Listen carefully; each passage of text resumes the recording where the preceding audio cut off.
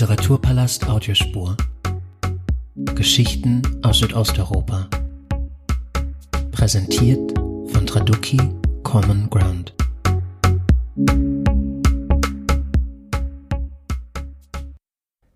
Ich begrüße Sie ganz herzlich zu diesem Audioformat, in dem es heute um persönliche und politische Freiheit, eine Kindheit und Jugend in Albanien in den 80er und 90er Jahren und vom Erzählen und Schreiben über die eigene Geschichte gehen wird. Über diese und weitere Themen möchte ich mich mit der albanisch-britischen Politikwissenschaftlerin und Autorin Lea Ypi unterhalten, von der im Frühjahr 2022 das Buch Frei, Erwachsenwerden am Ende der Geschichte in der Übersetzung von Eva Bonné im Suhrkamp Verlag erschienen ist. Unser Gespräch werden wir zweisprachig führen. Lea Ypi wird auf Englisch reden, ich selbst auf Deutsch. So haben wir das auch schon vor etwa 2 Monaten gemacht, als wir uns im Rahmen der Buchpräsentation von Frei in den Büchereien Wien vor Publikum unterhalten haben. Unsere Podcastaufnahme mussten wir ein paar Mal verschieben, umso mehr freue ich mich, dass es heute klappt. Liebe Lea, ich sende ganz liebe Grüße nach London. Hallo. Hallo. Zunächst einige biografische Angaben zu meiner Gesprächspartnerin. Lea Ypi wurde 1979 in Tirana geboren und studierte Philosophie und Literatur in Rom und Florenz. Zahlreiche Forschungsaufenthalte führten sie unter anderem nach Paris, Oxford, Stanford, Canberra, Berlin und Frankfurt am Main. Heute ist Lea Ypi Professorin für politische Theorie an der London School of Economics. Zu ihren Schwerpunkten zählen das politische Denken der Aufklärung, insbesondere bei Kant, Marxismus und kritische Theorie sowie der Nationalismus in der Geistes- und Ideengeschichte des Balkans, hier vor allem in Albanien. Nach zahlreichen wissenschaftlichen Publikationen und journalistischen Beiträgen liegt mit Frei nun ein Buch vor, das man als ein autobiografisches Sachbuch oder aber als ein Memoir bezeichnen könnte. Über das Genre werden wir uns im Verlauf des Gesprächs auch noch unterhalten. In Frei erzählt Lea Ypi von ihrer Kindheit und Jugend in Albanien, von ihrer Familiengeschichte, aber auch von politischen und gesellschaftlichen Entwicklungen in Albanien. Der erste Teil des Buches konzentriert sich auf die 80er Jahre. Wir erfahren vom Alltag im Sozialismus rund um Mangelwirtschaft, Zensur und Staatskontrolle, vom Personenkult um Enver Hoxha und vom sich abzeichnenden Zerfall des alten Regimes. Im zweiten Teil geht es vornehmlich um die 90er Jahre, die in Albanien geprägt waren von drastischen politischen und wirtschaftlichen Umbrüchen, von Gewalt- und Auswanderungswellen, aber auch von einem allgemeinen Aufbruch und dem Kampf um Freiheit, Wohlstand und politischer Teilhabe. Liebe Lea, die Ereignisse, mit denen Sie sich in Ihrem Buch auseinandersetzen, liegen schon viele Jahre zurück. In Ihrem Buch heißt es an einer Stelle: Meine Großmutter sagte immer, wenn wir nicht imstande sind, über die Zukunft nachzudenken, müssen wir uns der Vergangenheit zuwenden. Was hat den Ausschlag gegeben, gerade jetzt, über 20 Jahre, nachdem Sie zum Studium das Land verlassen haben, von den 80er und 90er Jahren zu erzählen? War es dieses Hadern mit der Zukunft, das im Zitat benannt wird, oder hatte das ganz andere Gründe? Yes, thank you for having me to talk about the book. It started as a book of political theory and not really as a memoir or as a personal book. So the initial intention was not to write a personal story, and I wasn't planning to cover the 1980s and 90s in Albania. I was going to write a philosophical book about the idea of freedom, and I didn't want to talk about freedom just as an abstract concept, but was also interested in talking about different historical experiences and also different geographical perspectives on freedom.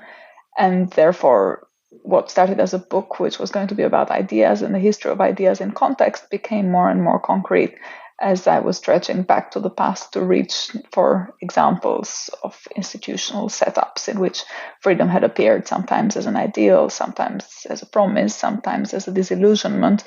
And the more I was stretching back to the past, the more I made an effort to talk about these experiences of freedom in a way that would be accessible not just by people interested in political theory and in philosophy, but also by just members of the public interested in the idea of freedom. The more it became a concrete project which turned autobiographic as I was writing the book.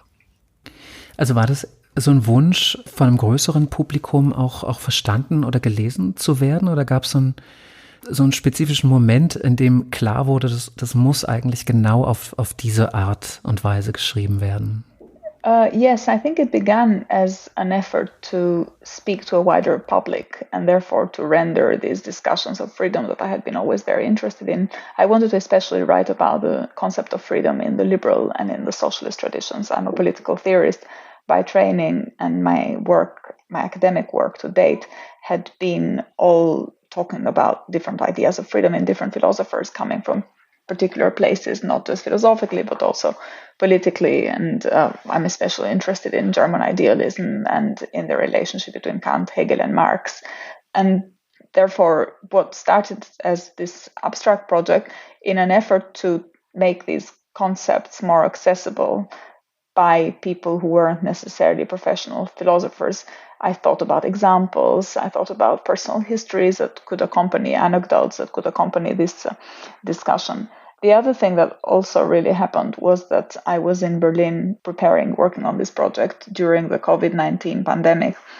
And suddenly academic institutions were all shut and the conferences were cancelled. And I was at home with 3 small children who were all waiting to be homeschooled because the nursery and the school were shut, and who couldn't understand why it is that I still had to be at home but not look after them, and why we had to work. It seemed to be a Sunday every day.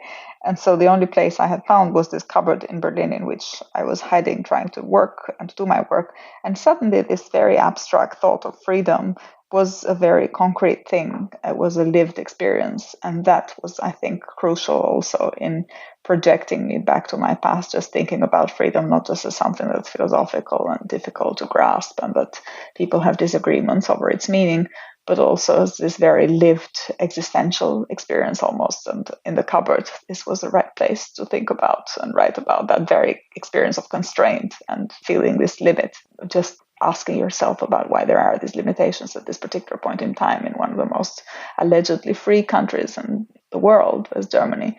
And that made me, again, question this relationship between freedom as an ideal, as a philosophical concept, freedom as an institution, as something that's guaranteed by institutions, but also made me think about this personal experiences of unfreedom that I had lived through in my life. And that's where that sentence from my grandmother that you quoted, which was, when we don't know how to think about the future, we turn to the past. That's when that sentence became particularly resonant, because it was a way of orienting myself into the uncertainty of the COVID-19 crisis and everything that we were going through at that point, and to try and make sense of those experiences by somehow putting them in, connecting them to other experiences that I had lived through in my past life. Ich habe 2 Fragen zum Paratext, so könnte man es wahrscheinlich nennen. Die erste Frage erscheint vielleicht so ein bisschen banal, aber ich möchte sie trotzdem stellen, denn zentrales Thema des Buches ist die Freiheit auf ganz unterschiedlichen Ebenen. Der Titel selbst lautet jedoch frei, also das Adjektiv. Also vielleicht ist es ein kleinerer Begriff, wenn man so will. Gleichzeitig weist er vielleicht auch noch in viel mehr Richtungen als der Begriff der Freiheit. Wie kam es zu dieser Entscheidung? Yeah, I think it was at the point in which I thought that the book was then going to be a book about how freedom is experienced by different people who lived through different ruptures in history and different historical understandings of what freedom is, that it then the unity of the universal, whereby the concept of freedom is a universal and has a kind of unity and also to some extent a clarity to it. When it became then the lived experience of freedom, that's to say the idea that when it became freedom as an adjective, I felt that the adjective enabled me to capture both the plurality of perspectives through which we experience freedom, but also the irony and the, in some ways, disappointments that this attempt to experience it leaves for everyone. And that's why the title is somewhat ironic, because, as I say, I don't think it's talking about an accomplished or some achievement of an individual or a collective of freedom. It's rather talking about the way in which these different characters in the book experience this universal, and the way in which, in some ways, also fail to experience it. The fact that they experience it often as a constraint and often as an unfreedom, and whereby being free remains an ideal as it was at various points of their lives, even though they all have different understandings of what freedom is. Die nächste Frage betrifft das Genre. Die deutschsprachige Ausgabe wird als ein autobiografisches Sachbuch bezeichnet. Die englischsprachige Originalausgabe, Sie haben ja das Buch auf Englisch geschrieben, trägt den Zusatz Memoir oder wird zumindest so benannt vom Verlag. In anderen Ländern, ich meine in Italien, bin mir aber jetzt gerade nicht sicher, gilt das Buch sogar als Roman, was ja sehr erstaunlich ist. Wie kommt es zu diesen Unterschieden und dann gleich anschließend, wie würden Sie es dann selbst eigentlich bezeichnen? Yeah, I think I have been less troubled by the definition of the genre than many critics who have engaged with the book, especially in Albania. There's been a lot of debate on what exactly the genre of the book is and how does the author relate to it. When I first described it, I described it as a book of auto theory. And that's to say a book where the writer is reflecting on their life and on experiences that stem from their own life, but also trying to articulate and to conceptualize these experiences so that they tell a general story.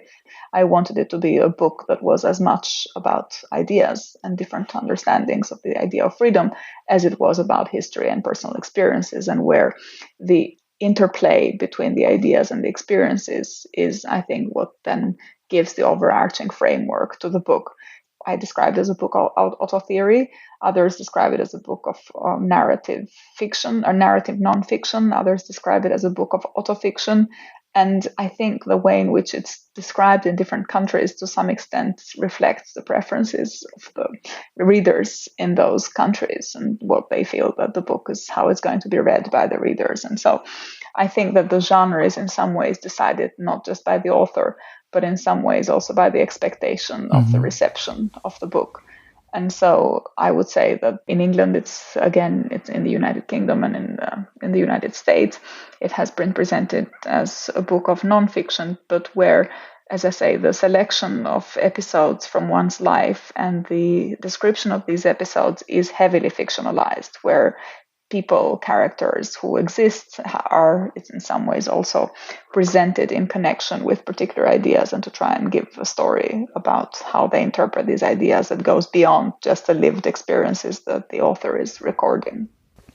Sie haben es eben schon angesprochen mit Albanien. Ihr Buch ist bei Kritik und Publikum ein großer Erfolg. Also es steht auf den besten und den Bestsellerlisten. Und nach unserem Gespräch in den Büchereien Wien kam es dann zu einem Einwand aus dem Publikum. Auch auf einer recht emotionalen Ebene wurde eben die Genrebezeichnung kritisiert. Ihr Buch würde zu viele fiktive Momente enthalten, um als Sachbuch bezeichnet werden zu können. Aus welchen Reihen erreicht Sie so eine Kritik und wie gehen Sie damit um? I think one of the questions that arises has to do with the amount of literature that has been reflecting on not just the communist period, but also the transition to liberalism and capitalism in Albania, and the fact that there hasn't been a lot of literature translated from Albanian authors that has reflected on this period and on these experiences. And where I think having this one book that has been extremely successful, especially outside Albania, has given the book a kind of burden of representation of many different experiences, of many different generations, and of many different understandings of how the period unfolded and of the relationship to freedom that I try and thematize in the book. And where I think plausibly some people suggest that the book doesn't capture their experiences because at the end it's a book centered on the life of this little girl who is 10 years old in 1990 when the regime falls, and is 1897 when the book closes and she leaves the country to go to study in Italy. So it's a very particular generational perspective of someone who has only lived their childhood in communism and has lived their teenage years, which is a notoriously complicated period of one's life in the liberal capitalist Albania. And it's an experience that obviously doesn't capture all the different experiences of other Albanians who have had a different contact, different understanding, different ways of reflecting on both the communist and the post-communist experience, and where the debate is about the degree of representativity. And where I think what I would say is that it's true that it's a book narrative nonfiction, and where I think critics are right to say that if they're writing nonfiction, then there's to some extent a different relationship to facts. But on the other hand, even in a book of nonfiction, whether it's history, whether it's sociology, whether it's philosophy, there is always an interpretive perspective, and that interpretive perspective is particular to the author that presents that interpretive perspective. So it's a very high bar, it's a very high demand to make on the book that it represents everyone, that everyone should agree with it, and everyone should agree with its interpretation of the facts.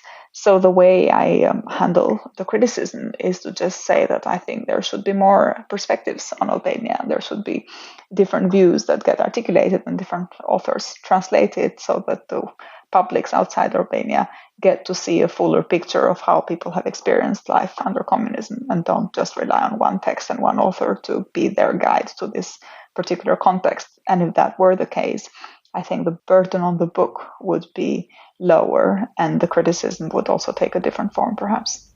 Mhm.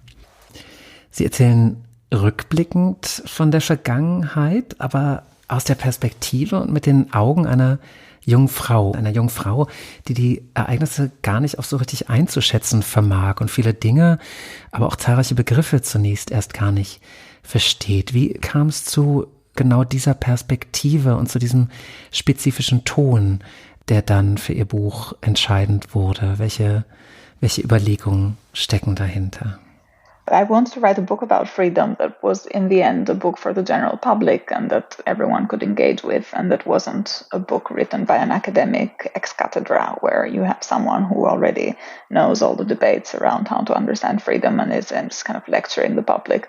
I thought it was especially important for a book on freedom not to be written in a paternalistic way, but to have the reader engage with the author almost in a sort of democratic public sphere perspective where they're equals to each other. And for that, it was very important from the beginning that the reader knows as much as the narrator lets them know, and so that the reader would come on a journey with the narrator and make the same discoveries as the narrator makes them.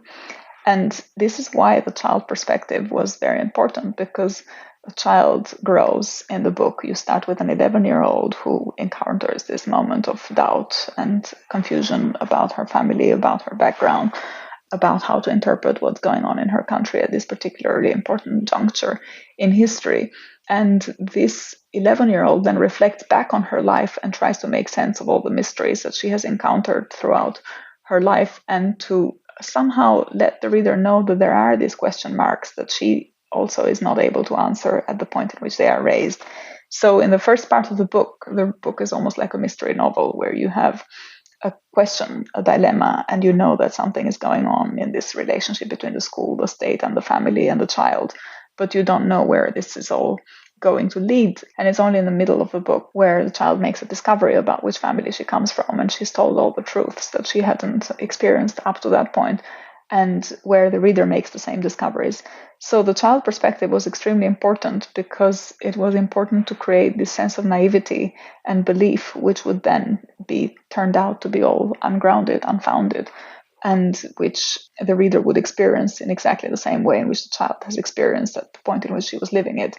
And further on in the book would be the same thing. The reader would experience the growth and the emotional complexity that this child reaches as she becomes a teenager, and then become exposed to new dilemmas and new question marks and new concerns about freedom and so on. So it was important in creating this relationship of equality to have a narrator that didn't know more than the reader would read at any particular point of the book. Mhm. Und durch dieses Unwissen der Erzählerin, oder das sich dann immer mehr in Wissen verändert oder umwandelt, wird das Geschilderte ja nicht nur verständlicher, es bekommt auch so einen ganz eigenen Witz. Und diese Naivität, die teilweise auftaucht, betrifft natürlich nicht nur die Erzählinstanz, beispielsweise auch den Vater. Also der geht lange davon aus, bei den Marines Englisch zu lernen, stellt dann immer fest, es sind ja doch die Mormonen. Also es kommt immer wieder zu zu witzigen Überraschungen oder Missverständnissen. Und ich finde, verfügt Ihr Buch auch über so eine gewisse Leichtigkeit und einen besonderen Humor. Wie wichtig war es, diesen Humor auch einzubringen? Ist das auch eine Möglichkeit, mit den teils schrecklichen Ereignissen umzugehen? Die Ironie wird im Buch an einer Stelle ja auch als einen Überlebensmodus bezeichnet. Yes, exactly. And I think that was one of the reasons for why there is this tone in the book. I think a very important amount of social criticism is filtered through irony and through, in general, forms of art that make the reader laugh and play and think, but in a way that is different from the more tragic, sort of sentimental mode. I think in my family this was particularly important, and it comes through in the book through the character of my father, who was the one who really both performed this but also theorized it. He says at some point that in his life he had figured out that irony was something that and humor was something that you could hide behind when it turned difficult and tragic, and you'd say, well, I didn't mean that, it was just a joke, and it's just a joke. But on the other hand, he always often said that a joke is never just a joke. There's always a kernel of truth on which the joke is reflecting. And that is a way in a society that is censored and shaped by political oppression, and where there aren't that many margins of freedom of speech. Humor is actually one of the very last, and laughter in general, I think, is one of the very last manifestations of agency that are still left to people. And to me, in writing the book, it was very important to tell the story of unfreedom and of the search for freedom in this country and through these people in a way that wasn't just a story of oppression and denial of who they were, but also a story of still people being able to exercise their agency and to find and make choices even within these heavy constraints that they face. And therefore, having irony, having jokes, having a reader laugh at certain things was a way of realizing that actually these characters are not just tragic victims of the past or of the history that they go through, but they're also actors in it, and they have their own agency, and this agency is expressed, even if it can't be expressed in forms of political dissent or organized manifestations of expression of criticism of the government. It can be manifested and it can be expressed through irony and through this repossession of the world through laughter. Das Buch beginnt auch schon mit einer im Grunde auch witzigen Szene, also mit einem Kapitel über den Stalin-Kult. Die junge Lea umarmt darin eine Stalin-Statue. Im weiteren Verlauf geht es auch immer wieder um den Personenkult um Enver Hoxha, der immer Onkel Enver genannt wird. Können Sie von diesem Personenkult erzählen und wie er sich auf das allgemeine Leben oder auch ganz spezifisch auf Ihr eigenes ausgewirkt hat? Yes, it was very important in communist Albania, and the book starts with Stalin, but the real person around which there was a personality cult was Enver Hoxha, the secretary of the Albanian Labour Party, who was a Stalin-like figure and who modeled himself after Stalin, even though obviously he couldn't claim the same world historical importance of Stalin, as teacher Nora puts it in the first chapter, but who somehow preserved and maintained his authority by claiming to be a Stalinist, even when those who had been close to Stalin, even when the Soviet Union, for example, abandoned the cult of Stalin. And the idea was that there's this character who has shaped history and who directs politics, and about whom everyone knew from very, very young age. I remember in nursery already there were stories that involved children having met Enver Hoxha and talking about how nice he was to children and how much he loved children, how much he worked hard for Albania. And this was really almost like a replacement for religion. Albania was an atheist country, especially at the point in which I was growing up in the 80s. It was the only country in the world that had atheism in its constitution. And yet there were these markers of political life that had this almost like they were like idols, like secular idols. And for children, Enver Hoxha was really like a kind of semi-god. He was packed with so much aura from these narratives of his life in the war and his role in fighting the fascists and the Nazis, to building on communist Albania, to guiding the party. And so the couple of Enver Hoxha on the one hand was a person, a concrete person, and the party, the Communist Party on the other, that was a kind of abstract force, were like, to every child in Albania, they were told that they were like family members. The party was like a mother, and Enver Hoxha was like a father, like a grandfather. And they grew up with this cult of the personality, and it affected everyone. If you didn't, for example, expose a photo of Enver Hoxha in your living room, or if you didn't go with your work collective to pay tribute to his grave after he died, or if you said something at work that suggested that you were doubting the moral power and the important symbolism that came with his figure, then you would be in trouble and there'd be repercussions for the adults as well. So while the children really believed because it was what replaced some kind of mythical narrative, grown-ups perhaps had stopped believing but still had to pretend they believed out of fear for repercussions. Ja, Sie haben gerade schon die Maßnahmen erwähnt oder die Praktiken, denen man sich irgendwie zu unterwerfen hatte, um dem Personenkult diesen lebendig zu halten. Es gab aber auch sonst ständige Kontrolle und Disziplinierungsmaßnahmen. Die gibt es natürlich in jeder Gesellschaft. Ja, auch wir leben irgendwie in einer Kontrollgesellschaft. Aber in Albanien waren diese Maßnahmen eben besonders stark. An einer Stelle werden ihre Eltern in die Schule zitiert, weil ihre Fingernägel für zu lang befunden wurden. Ja, also auch da wurde genau geschaut, wie sehen die Kinder aus und wie verhalten sie sich. Also der Staat griff sehr, sehr stark in die Leben, aber vor allem auch in die Körper der Bevölkerung ein.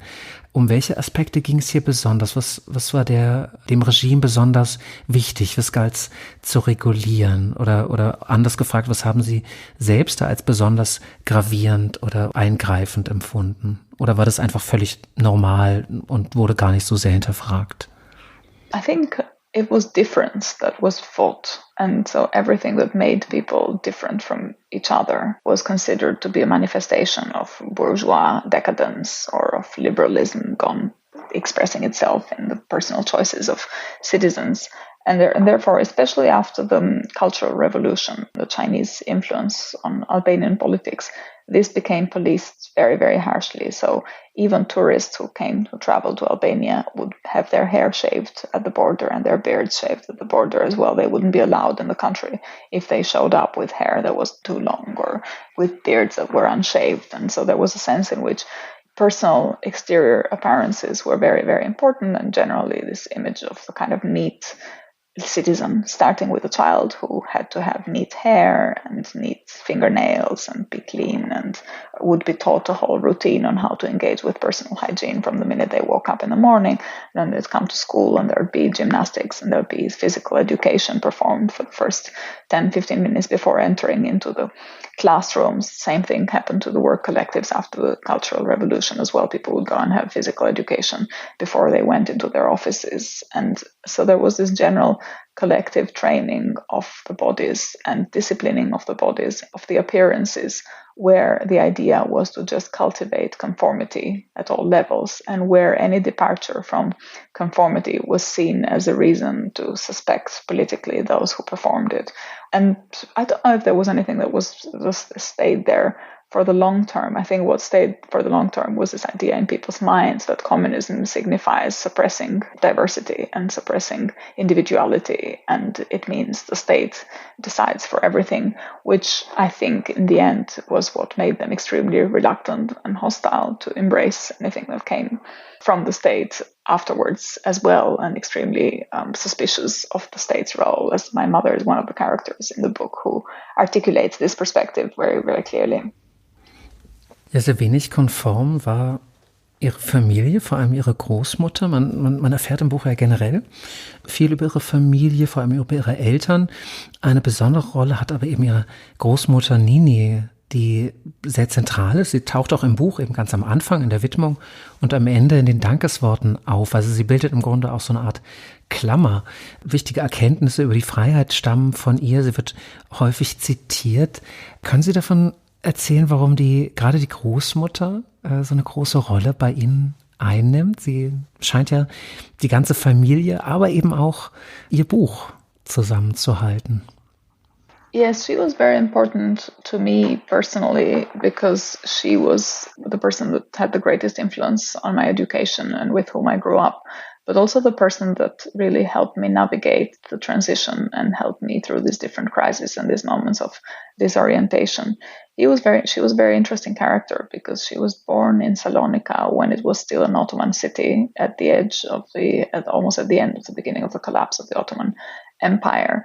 And she came from this aristocratic family, Albanian family, but with roots in the Ottoman Empire. Her ancestors had all been administrators of the empire and had been serving the empire in its various provinces, also outside Albania. but somehow lost this class identity with the collapse of the empire and found herself having to make sense of this world of modern states that was emerging around her, and came to Albania having lost one identity in search for another political identity, with lots of hopes about this new modern state that had just become independent from the empire that was Albania, and where she invested heavily in the politics of the country, was part of the both intellectual and political elites. But then her fortunes also changed again after the Second World War, when her husband, who was a socialist, went to prison and was condemned by the communists for collaboration with Anglo-Americans. And she ended up going from this life of privilege and wealth to being extremely alone. And she somehow retained her strength and also emphasized always her agency throughout these changes. And one of the things that really stood out about her was that she always said that even though she had gone through these different transitions, she had always remained in control of her fate, and that there was something about the human being that no society, however oppressive it was, could never take away. And she always suggested that meant that the real freedom, or the kind of freedom that really mattered, was always inside the person and manifested itself in this person's ability to make moral decisions and to realize through this moral awareness that there was a dimension to them that nobody could bend to their will. And that is really the perspective that she brings on the book, this idea that she is someone on whom history plays tricks and to whom history happens, whether it's the fall of the empire, the end of the war, the beginning of communism, the fall of communism. And she's the one who gives the moral compass and gives them the ability to navigate these different transitions. And so she, in my case, really insisting that there is this perspective on freedom that can't be reduced to ideology, that can't be reduced to what you're told by society that freedom is. And that gave me a very important critical perspective on society that I still cherish now. And that came from her. Mhm. Es ging jetzt eben schon gerade kurz um die Klasse oder die Klassenidentität der Großmutter. Die Klasse an sich sollte ja eigentlich in der Sozialistischen Volksrepublik keine Rolle spielen, war aber dennoch ziemlich zentral sogar. Die junge Lea lernt schon früh, dass sie anders ist als die anderen Kinder. Sie wächst französischsprachig auf, kommt aus einer Familie von Intellektuellen. Kann sie beschreiben, welche Auswirkungen dieser Hintergrund, diese Biografie, ja, der Begriff der Biografie ist sehr zentral im Buch, auf das Leben oder auch auf ihr Leben in Albanien hatte? Yeah, that was the central concept that framed my early life, something that I didn't really understand at the time in which it was happening, but that the book thematizes, was this idea that your background, your family background, determined the opportunities that you would have in this communist society. And I found this term biography always very mysterious and mystical almost, because I was surrounded by it. It was constantly mentioned around me. Biography was a kind of explanation for everything and everything that happened to a person in life. And you're right, there is a paradox with this idea of living in a classless society shaped by class struggle and class conflict. And I think it has to do with the way in which the relationship between socialism and communism was articulated in that society. The idea was that Albania was a socialist country that was still marked by class struggle, but where it was the working classes that held political power and exercised rule and exercised authority against the old aristocracy and the old bourgeoisie and the property owners and so on. And where the transition was to a classless society, which was a communist utopia, but for which Albania and other socialist countries weren't ready yet. So there was a dimension of a promise that hadn't been quite fulfilled yet. So communism was something that was to come, and socialism was what we were at and what we were struggling to build. And because socialism was marked by class struggle, this class division that had shaped Albanian life before the arrival of communism were considered to be the main antagonistic forces that would also undermine its developing during the communist years. And therefore, the descendants of these classes were themselves then chased and persecuted, and the state had a particular watching eye on them to see whether they conformed or whether they were going back with some nostalgic idea of their past life as a bourgeoisie or as the aristocracy and so on, which is, of course, not something that I was aware of, because as a child, I knew that I had a complicated biography. I knew that there was something slightly strange about my family and that it was slightly different from other families. And as you mentioned, speaking French was one of the elements of mystery that I didn't really understand why that was the case. And it was only after in 1990 where my grandmother explained that to her it was the language of the aristocracy and something that reminded her of her past life in the Ottoman Empire, and it was a way of preserving her class identity, that it dawned on me that this was one of the elements that had really turned me into a target and made me stand out from other children. But where otherwise I was growing up as a descendant of, as a good citizen, as a representative of the younger generation of children committed to Albanian socialism, without knowing that in fact there were limits to how much that worldview would have been realized in my case, given the background and given the family position. And as my parents said, when they revealed the truth, I was the enemy of myself in a way, because I had kind of grown up thinking, committed to this idea of socialist class struggle, not knowing that the class enemy in some ways was living within our four walls, and they were my parents, I was my grandmother, and so on. Das leitet auch gleich über zum nächsten Punkt und er muss gerade überlegen, wie wir das so umschiffen, dass wir nicht zu viel verraten, um eben den Spannungsbogen, den das Buch ja aufbaut, auch noch für zukünftige LeserInnen irgendwie aufrecht zu erhalten. Aber eben am Ende des ersten Teils, das Buch ist in 2 Teile gegliedert. Der erste setzt so an unterschiedlichen Situationen an, der zweite ist eher chronologisch erzählt. Die junge Frau oder das Mädchen tritt schon früh als eine Person auf, die Dinge hinterfragt, ohne aber eben so die politische Ordnung im Großen jetzt in Frage zu stellen. Aber dann kommt es zum Zusammenbruch des Landes und sie erfährt eben sehr, sehr viel über ihre Familie und sie erfährt eben auch, dass sie viele Jahre belogen wurde oder dass ihr nicht so die Wahrheit gesagt wurde. Und plötzlich entsteht ein großer Konflikt. Und das heißt, ich zitiere, ich wusste nicht, wo ich hinschauen und wem ich glauben sollte. Also es treten Dinge zutage, es kommt zu so einer Art Erwachen. Wie hat dieses Misstrauen beziehungsweise der Vertrauensverlust das Verhältnis zu ihrer Familie bestimmt? Und daran anschließend hat sich dieser Konflikt überhaupt je aufgelöst? I think at the time it was very confusing, and it didn't present itself, or I don't remember it presenting itself as a conflict. It was more like feeling that I was moving from one language to another. At some point you're told that everything you knew about the world up to that point is actually not right, and that you need to reframe everything and have new labels and have new values and have a new way of understanding reality. And that was very confusing. I don't think I doubted what my parents said to me from a moral perspective. I felt that they had not trusted me, because otherwise they were always telling me that, I was a good citizen, a good pioneer, and someone who was understanding things. And I felt at some point they had not trusted my capacity to understand. And that was more concerning than the fact that they had been lying to me. So I don't really know what that did to my identity. I think it's one of these questions where you find out only at the end of your life how such a kind of deep trauma like that has affected you. I think I understood why my parents had done it. It was in part to protect themselves, because it would have been really dangerous to tell me the truth.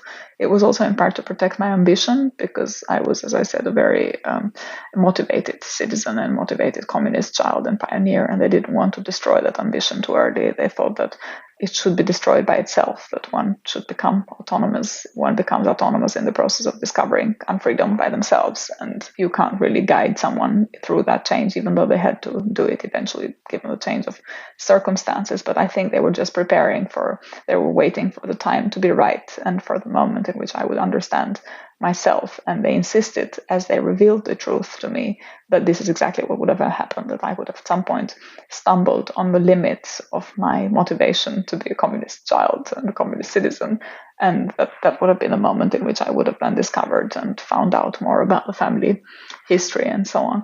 So I don't think it didn't bring any personal fundamental rupture, but what it did do to me was, I suppose, it left me with this underlying skepticism and this inability to really trust then afterwards anything that I was told is the truth now. Because once you've been lied to again, it's very hard to believe that you're not being lied again, even when everyone else is telling you, but this is now the truth. So that was, I think, probably the most important long-standing legacy. Denn im zweiten Teil des Buches, nach diesen Umbrüchen, auch innerhalb der Familie, geht es im Buch sehr, sehr stark um politische Verantwortung. Und da beschreiben Sie, dass die Verantwortlichen im Land für die sozialistische Diktatur gerade nicht zur Rechenschaft gezogen wurden. Es gab keine Täter und alle waren plötzlich unschuldig. Wie hat sich diese Diskussion um persönliche und politische Verantwortung in Albanien denn in den Folgejahren entwickelt, beziehungsweise wie blickt man heute auf diese Zeit zurück, gerade hinsichtlich der Verantwortung? I think it's still a very open wound in Albanian society, in part because victims of communist past in Albania haven't had the truth yet. There's many people who were lost and disappeared, and bodies that have still not been found. And so there is a process of searching for truth that becomes more and more complicated the more time goes past. And rightly, I think victims want truth so that they can then prepare for reconciliation. On the other hand, it was the chain of responsibility and the web of network of cooperation, compromise, and complicity in that society was so complex that there is a risk that the more you find out, the more divisive it becomes, the more you lose trust, because you see how deep this whole underlying network of spying and reporting on family members or reporting on colleagues at work and so on became, how much that shaped society.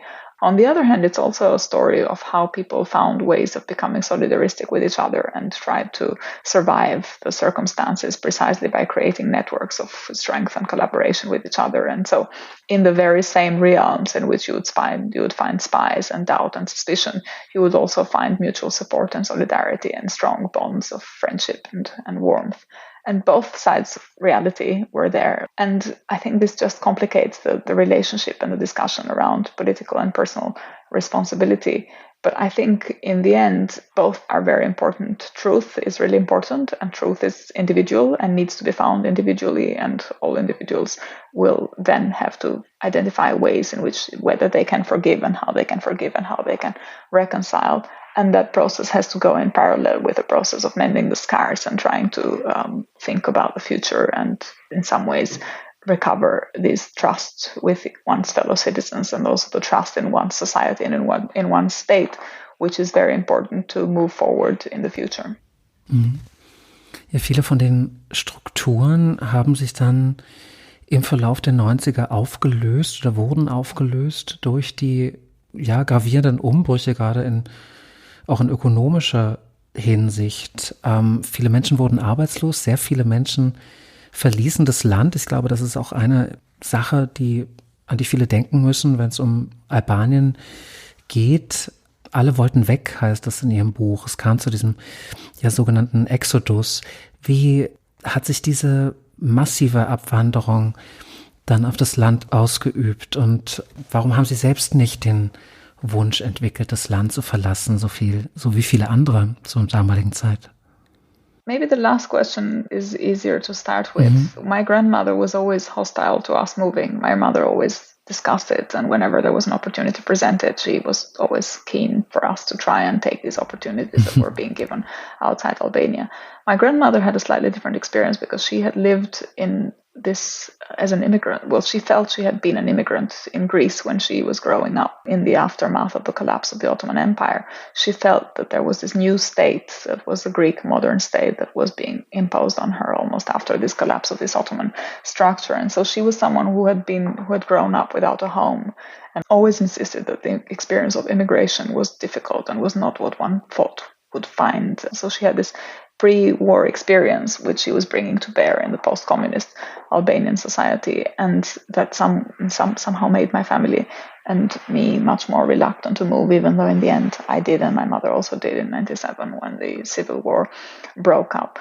But the question of migration is a really important one because the country was affected by massive waves of migration after 1990, and it went from being a place from which nobody could ever leave because you would be shot at the border during communism if you did leave, to being a place from which everybody left. And the first thing they tried to do is to leave the country. And sometimes people didn't even know why they were leaving. All they knew was that they wanted to leave and that they didn't know what they would find on the other side. But it was a kind of dream that was not realized from their parents' generation, or it was an aspiration to realize or to find a form of freedom that had been missing in Albania. And what this meant was that society was left with this massive brain drain and loss of human capital, but also break of social bonds and relationships. And what was also really important was really the discussion around freedom of movement, because we had gone from being a country whose citizens, when they left the country, were greeted as heroes because they were in some ways speaking the truth about the regime that they left behind, and where the regime's policing of the border was very important to delegitimize it, both in the eyes of its citizens, but also of outsiders, to being a country of immigrants who were then leaving by thousands and were not that welcome after the system had changed. And so we went from being shot at the border from our own state to being turned back from the Italian state or from the Greek state with Albanian boats carrying immigrants capsizing, and where lots of people would die in the sea.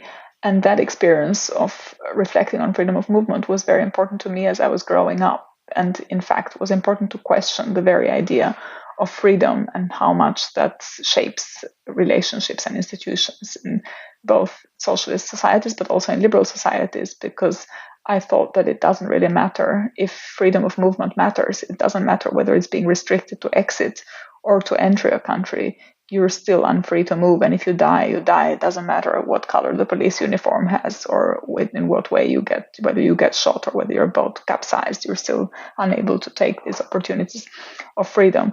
And so for me, it's a reflection. It's one way to reflect on the kind of double standards and the hypocrisy with which discussions around freedom of movement take place and had been taking place up to that point in Western Europe, where if it was someone else who did the dirty work of imprisonment or of shooting people at the border, then you would receive their citizens as heroes. But the minute that regime is not there anymore, then you become responsible for shutting your own borders and having guards and patrolling and policing, having in place a whole system of immigration control and detention, which is still very much characteristic of how European states handle questions of immigration.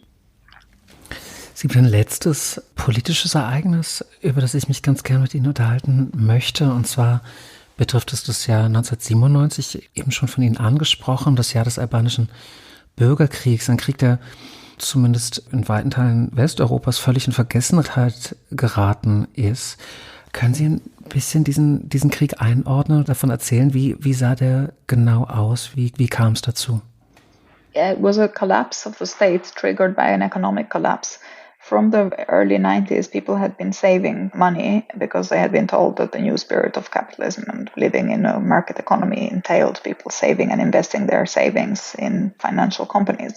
And from the very early 90s, in Albania, there had been a number of companies that then turned out to be pyramid schemes, but that weren't really advertised or discussed as such at the point in which they were happening, which promised a lot of return for savings and very high interest rates, which is what happened. And at one point, 2/3 of the population had put their savings into these fraudulent financial schemes, all of which collapsed in 97 and left people without anything. Opposite citizens were very, very angry and began to loot assault depots with weapons and to become armed, at which point the state lost completely control over the use of force. And there was a situation of semi-civil war on the brink between the north and the south of Albania, which was often misinterpreted in the Western media as an ethnic war and as a war with characteristics to do with, the south of Albania is different from the north of Albania. And there is essentially cultural differences, but where the triggers really were financial and political.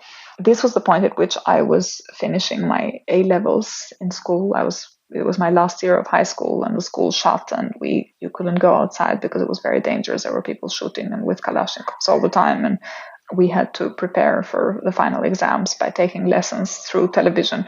As I say, it was the collapse, not just of the state, not just of the economic structure. It really was also the collapse of hope, because while there was something to it that was similar to the 1990 experience where people had changed system and everything had broken down, at least in 1990, there was hope in this new society, whereas in 97, there was also the hope that this liberal state with this new economy and with these new political institutions would deliver.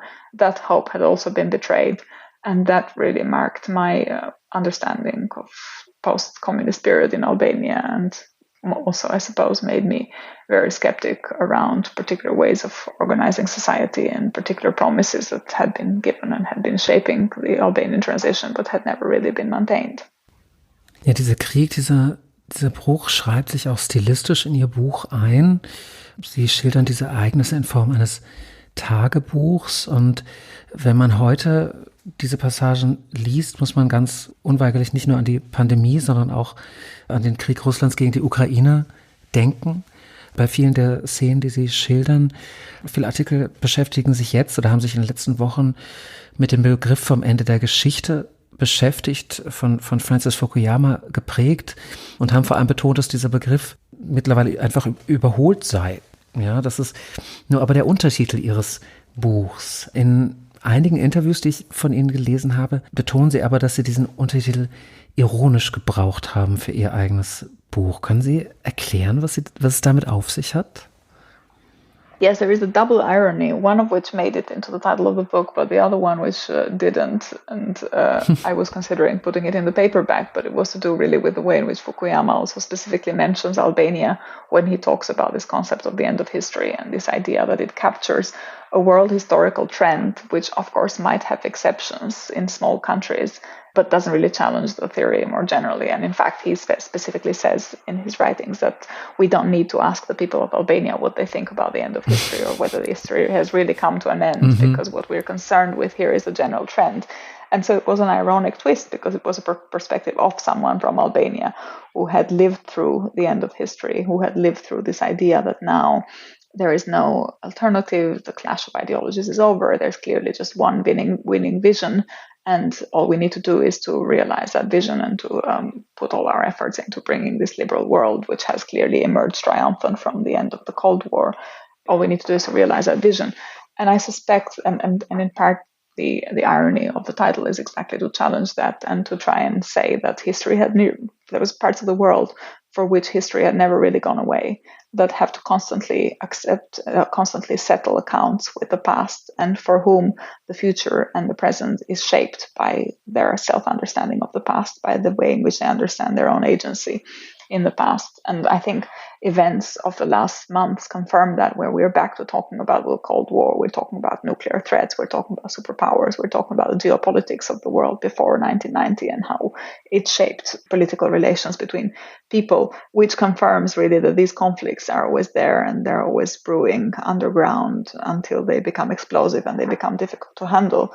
But that unless we pay attention to these conflicts as they unfold, even when they unfold in the less tragic, less dramatic forms in which we know them, and we pay attention to them only when they become really tragic, they will continue to unfold because, as I say, history is constantly happening and constantly changing, and there's never an end to it. It's a constant struggle between the different perspectives. And it wasn't clear to me already, if you reflect on those years, it's not clear that what went on was that liberalism prevailed. It's more that this other system collapsed.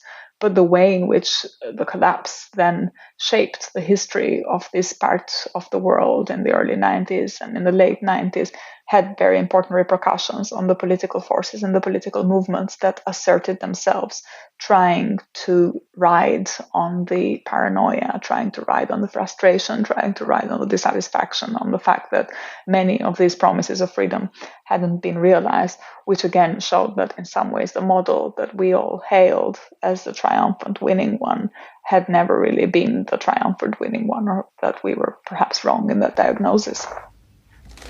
Ja, wir kommen vom Ende der Geschichte zum Ende des Buches und zum Ende unseres Gesprächs. Ich möchte ganz zum Schluss zum letzten Satz des Buches kommen. Sie beenden Ihr Buch nicht pessimistisch, sondern kämpferisch. Der letzte Satz lautet: Ich habe meine Geschichte aufgeschrieben, um zu erklären, zu schlichten und den Kampf fortzuführen. Was sind die Kämpfe oder was ist der Kampf, um den es Ihnen hier genau geht? Was verbirgt sich in diesem letzten Satz Ihres Buches? I would say that the struggle is the same one that motivates all the characters in the book and that gives direction and gives its motivation to the book, and that's the struggle for freedom. And what we need to fight for is a society in which the inner freedom, in which the dignity of the person that my grandmother tries to articulate in the book, and her emphasis that, there is a dimension to the human being that can never be completely instrumentalized and brutalized and manipulated, which gives them their dignity. That important knowledge and that awareness should become the foundation of social critique, whereby we try with that criticism to construct a society in which the dignity of people is always respected. And that society is not there. The societies in which we live are societies with very important degrees of unfreedom. There is always someone, individual or a collective or a people, that is living under constraint, that is living a life of instrumentalization and exploitation and brutalization. And I think this insight about what gives human beings dignity should be the insight that motivates the social critique, that enables us to go beyond that state of affairs and to fight for a world in which we really mean freedom and we don't just say it. Liebe Lea, ganz lieben Dank für das Gespräch. Thank you for having me.